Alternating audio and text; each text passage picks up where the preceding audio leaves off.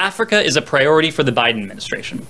We are committed to engaging our African partners early and often. I think it's an important moment for us to reestablish a good collaborative relationship with South Africa at the highest level. I think it's been absent for a number of years, not to go dwell in the past, but I think there's been a gap between our presidents, and I think now is an opportunity to reboot that.